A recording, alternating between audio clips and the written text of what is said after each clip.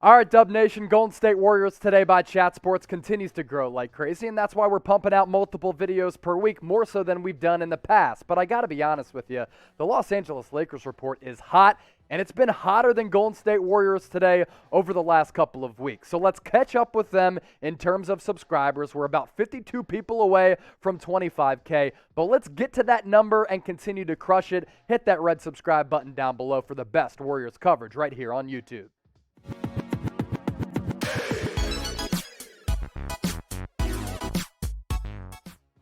Welcome into Golden State Warriors today by Chat Sports. I am your host, Chase Senior. We have a loaded show coming your way, so let's let it ride. We start with a health update on Klay Thompson. Now, we talked about him last week as he's coming off the consecutive ACL and Achilles tears. We thought, okay, maybe there was a possibility he was going to come back at the end of December, maybe even January. But according to Adrian Wojnarowski, the Warriors and Klay Thompson are centering in on a couple of specific dates. So we wanted to pass along that information to you because that's what we do here on the channel. We serve the people in Dub Nation. Quote from Woj, the Golden State Warriors and All-Star guard Klay Thompson are targeting a January return with key dates looming on January 9th against the Cleveland Cavaliers and January 18th against the Detroit Pistons, sources told ESPN. The Warriors have not ruled out a January 3rd game against the Miami Heat, but that is considered far less likely, sources said. What we want to continue to monitor here is that Klay Thompson and the organization want Klay to return at a home game at the Chase Center to make that moment an absolute spectacle. So he's not going to return on the road. Klay Thompson, after not playing the last two seasons, going to return in front of the home crowd, and it is going to be lit in San Francisco. So if you're excited to see Klay Thompson back on the floor, an all-time Warrior, an all-time shooter, and a very good defensive player, this is what I want you to do right now. Hit that thumbs up icon and like the video if you're excited to see Klay back on the floor. Next up on the docket for today's show, Jonathan Kuminga. The Warriors are dealing with some COVID issues right now, and over the weekend in that game against the Toronto Raptors, he was able to get a lot of playing time, and in those minutes, in that burn, he put forward a really impressive performance, which showed everybody out there why Bob Myers and this organization had drafted him at number 7. Jonathan Kuminga was outright fantastic in that loss against the Raptors, and we want to take a look at his numbers here in just a little while. But a few of my takeaways for Kuminga: look like an athletic force, look like a player who's really worked hard on his game. He really does continue to grow his offensive arsenal, and he was really, really good in that game. Marsh, we're good. We can pop that up as we take a look at Kuminga's numbers. 26 points against the Raptors, 9 of 15 from the floor. Here's some of the key numbers. It's really his three-point development. He was really able to connect there, 4 of 6 from long range, but he did turn the basketball over 6 times. That is okay for me in 36 minutes for a couple of reasons. He's a young player who is still raw. He did have to handle the basketball more often than he would if some of the marquee players for the Warriors were on the floor. But of course, rest issues and COVID issues, a big reason for why Kuminga did turn the rock over as much as he did. But the overwhelming takeaway, my gosh, this guy has so much talent, so much ability, and so much upside. That's exactly what Steve Kerr had to say after that loss. Jonathan Kuminga is a dynamic athlete, Kerr said. He's powerful, he's explosive, he can get downhill, so you can see the potential. It's great to see him knock down some three-point shots. That's going to be a big part of his development. He's got to get more than 1 rebound in 36 minutes, especially with the athletic ability and frame.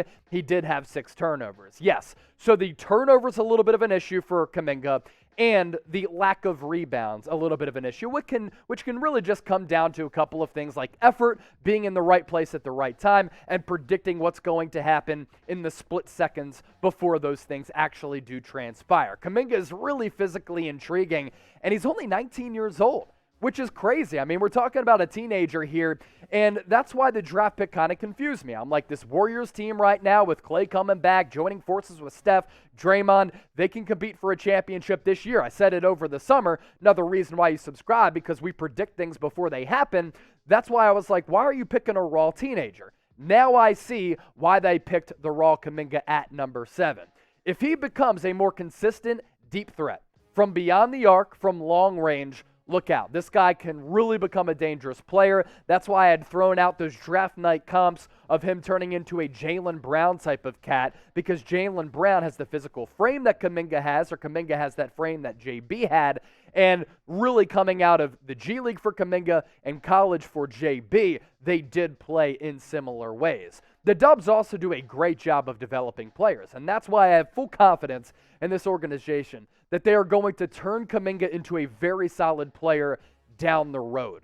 They do a good job of kind of catering around and catering toward some of these players' strengths, and because Steph Curry is a selfless superstar, in addition to Draymond and Klay Thompson playing a team brand of basketball, Steve Kerr having a system where he can plug and play guys, it just maximizes everybody's game, and with that, in turn, turns up their confidence. So, do you want to see Kuminga play a little bit more moving forward? Because this Warriors roster is no doubt deep, and sometimes the minutes have been scarce for him. Type M for more playing time, L for less minutes. Be sure to get those votes in the comment section right now.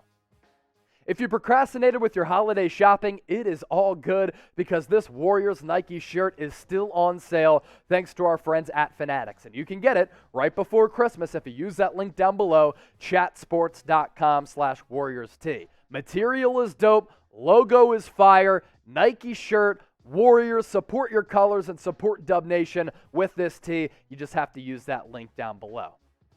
Now, Bob Myers went on Ryan Russillo's podcast on The Ringer and talked about a bunch of really fascinating topics. Why did the Golden State Warriors take James Wiseman over LaMelo Ball in the 2020 NBA draft? And he also talked a little bit about the development and the pick of Jonathan Kuminga. I want to focus on Wiseman over LaMelo, and here's what Bob Myers had to say, because this is going to be kind of a topic of conversation that we're going to look back on. And sometimes we're having this conversation now. Was it smart to take Wiseman over LaMelo? Because LaMelo's gotten off to a much better start in his respective NBA career. Quote from Bob Myers, and we'll run through some of these. We targeted James Wiseman. Obviously, we took him in front of LaMelo Ball. We debate everything as an organization. We're pretty debate-oriented. It's not just me in a room saying, this is what we're doing, and then I shut the door. We hashed out the whole thing as far as what we thought. We ended up ranking it the way we did. We watched LaMelo. He had a great workout when we saw him. We knew he would be a really good player, but we ended up putting James in front of him. And some of this comes down to roster fit. James Wiseman, a better roster fit at the time than LaMelo Ball, because going into the draft, the Warriors had thought at the time they were going to have both Steph Curry and Klay Thompson, but Klay that day did end up tearing his Achilles in an offseason workout. Now, was it the right choice? It's hard to say, because these are polar opposite players. James Wiseman in his rookie year, 11.5 points per game, little less than 6 rebounds. He shot around 52% from the floor, gave you about a block per night. Now, LaMelo Ball plays point guard, so his numbers are going to be different than James Wiseman, who's a big man, of course. 16 points per game in his rookie year almost 6 rebounds, so right on par with Wiseman. Of course, his assist number is going to be a lot higher than Wiseman, because Wiseman's not dishing out the rock. Blocks per game, not going to be the same either, and a far less efficient shooter from everywhere on the floor, and of course, he's going to chuck up more threes as well. It's hard to kind of compare the players, but look, I think the Warriors would have been wise to maybe take LaMelo Ball. Now, I like the selection of James Wiseman, and I've said here on the channel, pump the brakes if you're already bashing me in the comment section. I'm a believer in Wiseman. I think he's going to be legit.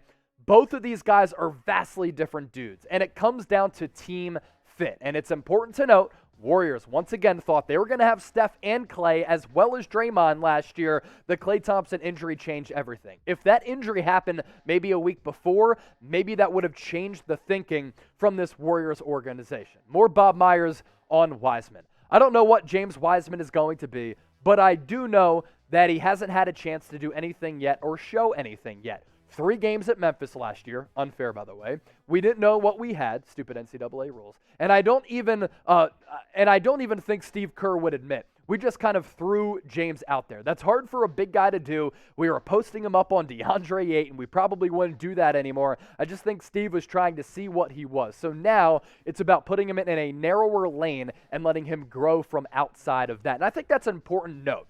going back to what I had said earlier about this Warriors organization having a fantastic culture. And when you foster a great culture, whether it be a professional sports organization or us here at Chat Sports, we like to joke around, shoot the shit, and have fun here at Chat Sports, but we're grinders and we're hustlers. And because the culture is what it is, that maximizes all of our respective talents. Same thing with the Warriors organization, and maybe, the Warriors can get back to that championship form with a player like James Wiseman. So revisionist history shows that fans will be on opposite sides of the spectrum here, kind of riding the seesaw a little bit. But let me ask you this, Dub Nation.